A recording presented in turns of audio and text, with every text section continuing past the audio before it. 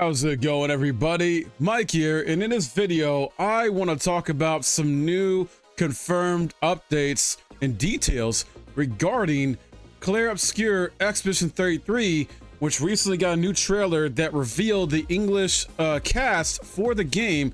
We also got some updates from the devs themselves on their Twitter about the game's length and the price of the game when it comes out. Also, it was part of the recent news from Xbox where they confirmed the game will be on Game Pass as well day one, and there is a release date window as well to talk about in this video, guys, so details on that in a bit. But yeah, strap yourselves in, guys. I want to get as much eyes on this game as possible. If you're curious about this game, if you're already interested in this game and maybe don't know details about this, well, this is the video for you. First up is I want to talk about the voice cast that's been confirmed for the English voice cast, that is, for these characters in the game. And this is a star-studded cast in my opinion overall. Like, holy hell, I was not expecting this. You're talking about Daredevil and Clive in the same game, just to name two?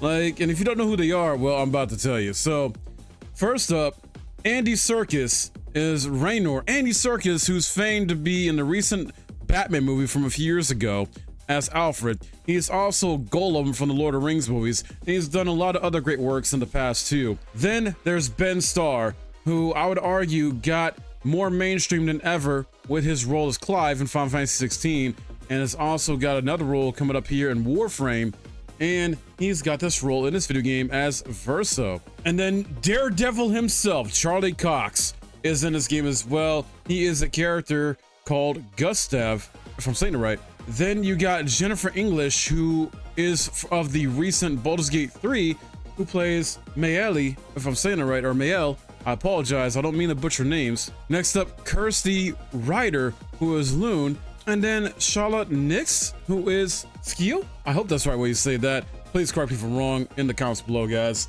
And the game itself, Expedition 33, comes to Steam, PS5, Xbox S and X, and day one Game Pass in spring of 2025, guys. This is huge and such a win, I feel like, for RPGs as a genre.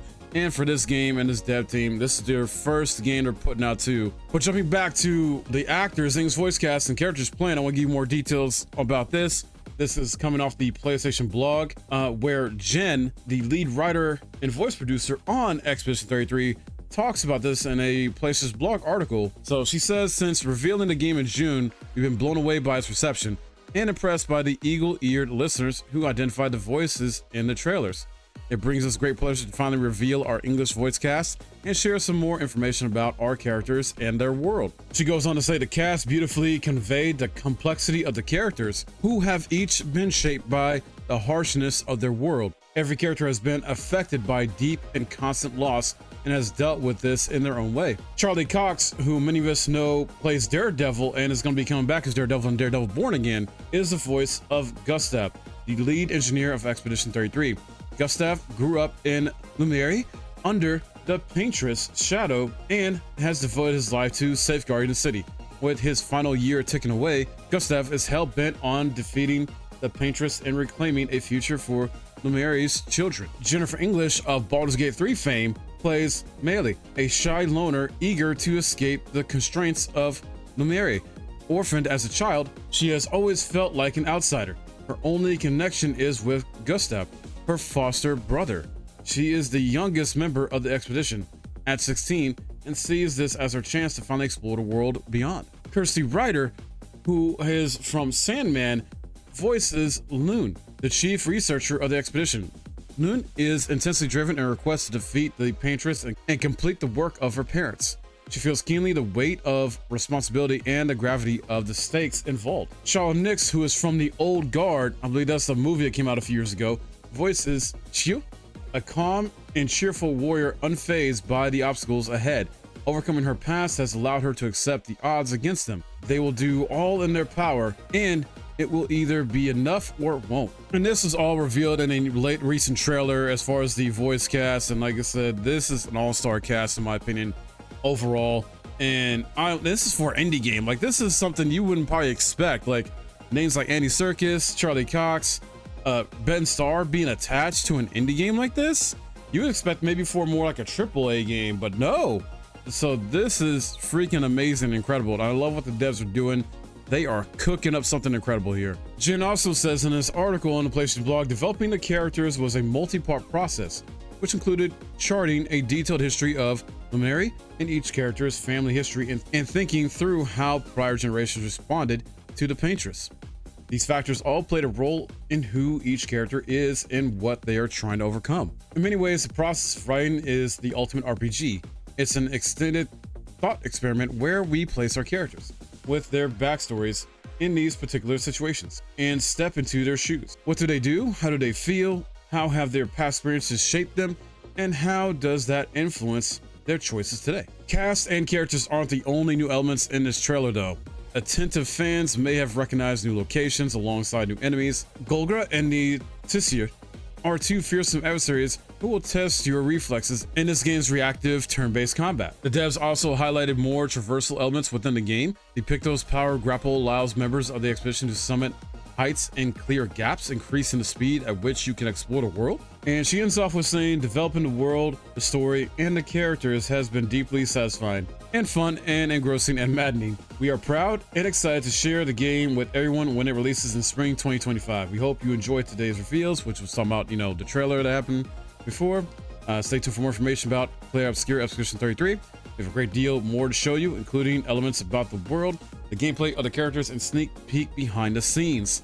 Awesome stuff there. Now, they may do their own thing and just like sprinkle out some details on YouTube or other social media outlets, but honestly, I can see this getting, a spotlight or some type of shine at the Game Awards as well, possibly. And then on Twitter, they address the questions about, the price of the game, the expected playtime of Expedition 33 as well.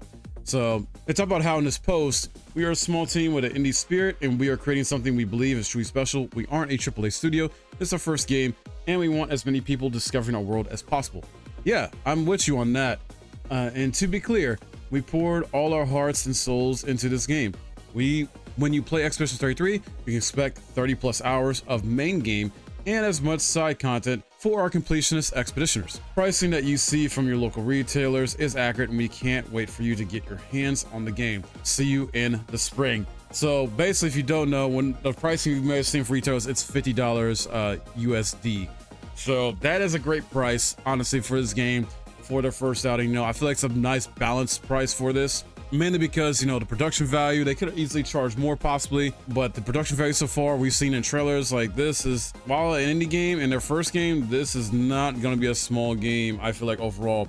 And I think that's a great length too for the game because you got a lot of people that are just busy with different things, don't have time for like these 50-hour long experiences. Not everybody, at least, because everybody's got different stuff going on where it's work, family, other stuff, but that's, I think, a great solid length for a game, 30 plus hours. And that's not even just side content. We only know what all the side content is. Like the side content could easily add a good 10 or more hours to the game altogether. So I'm rooting for Sandfall Interactive. Like this dev team seems to be doing some smart stuff here, smart moves, smart decisions and stuff like that. And, I hope they succeed with this. I want this to be a great game for them, a great reception, be a commercial success, as well as a success with the community of gamers out there. And I will definitely keep covering this game as much as I can as far as when any new updates that come out about it, guys. So definitely keep your eyes on this.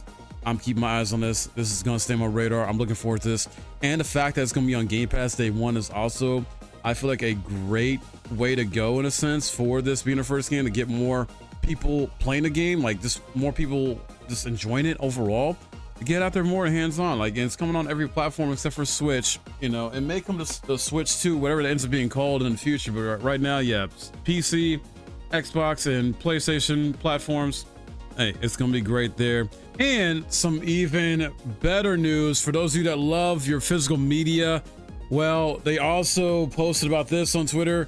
We are thrilled to announce our partnerships with Bandai Namco, Europe, EU, and Maximum ENT or Entertainment, I'm guessing, so who will be distributing the physical editions of Clair Obscur Expedition 33 in select markets around the world.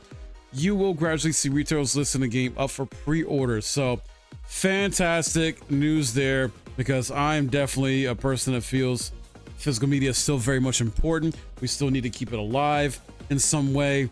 And I'm glad that this is a dev team that also feels the same way, and that they're able to partner up with these companies to get a physical copy out there for those who prefer the physical version of a game instead of getting a digital version. Because as we know, gaming companies can essentially remove the license anytime for a game, like digital or otherwise, or if it needs internet connection type thing. And at least for physical media, usually most cases, as long as it's a single player game, usually you can play that game still without needing an internet connection whatsoever. Very happy about this, and I hope this makes you guys happy. But that's all I got for you today, guys. Let me know your thoughts on this in the comments below. Hopefully you enjoyed this, and if you did, please smash that like, as it helps a ton.